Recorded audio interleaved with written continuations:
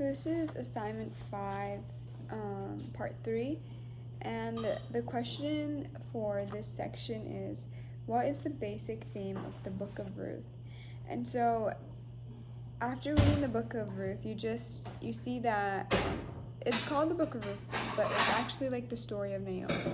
And so through the story of Naomi, you see she feels that there's this tragedy that's happened in her life, which there really is a tragedy when you look at the story. But there's also a plan that God had that Naomi couldn't see. And so when you look at this, you see that God, even in the midst of an awful time period, because the story of Naomi and Ruth is happening during the time of the Judges, so even during this awful time period, it demonstrates that God blesses the families who serve him faithfully. And so we talked earlier about how the book of Judges is a time period where the Israelites were going in a cycle of disobedience, oppression, cry out, God saves them, and then they just fall back into sin. They worship him and then they fall back into the same cycle. And so even during this time, there's people who were serving him faithfully, and it just demonstrates that God blesses them.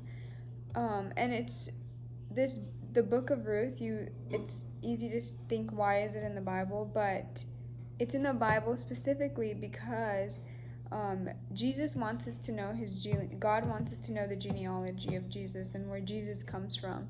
And so when you look at this story, you see that so Naomi, she had 2 sons, and they both died, and so their wives became widowed.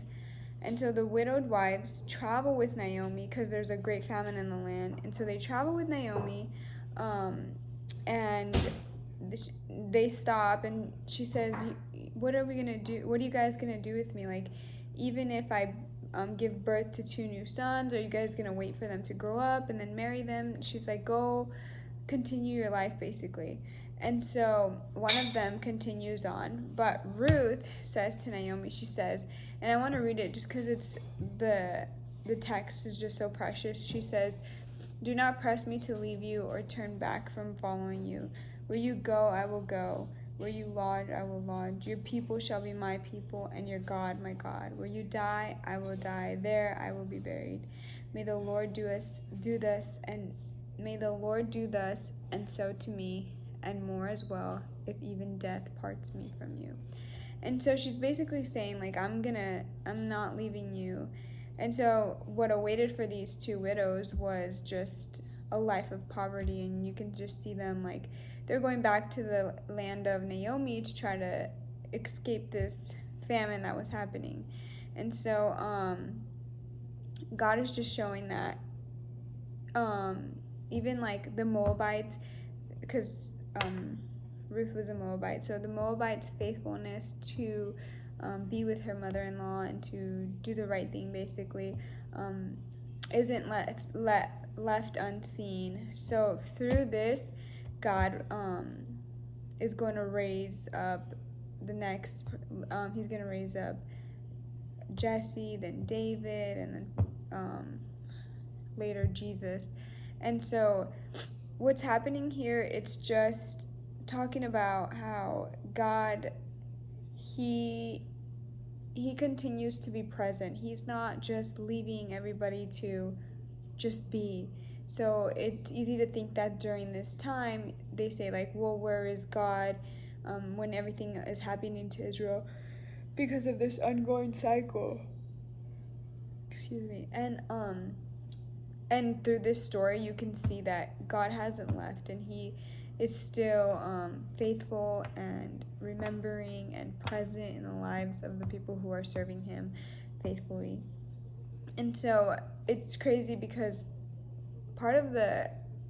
when you read the book, you see that the idea is that even though Naomi thought her life was a tragedy, she didn't get to experience what God was going to do in the future through this story. So, and this kind of like applies to our life. Sometimes we go through trials that we say, what is this even for? Like, why are we here struggling like this?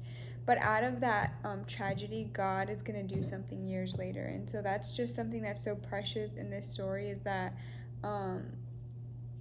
Ruth was faithful, and she did the right thing, serving God faithfully, serving her mother-in-law, and God rewarded her, and through her came the Messiah. So that's the basic idea. The grand theme is that even in the midst of an awful time, God is present, and he blesses those who faithfully serve him.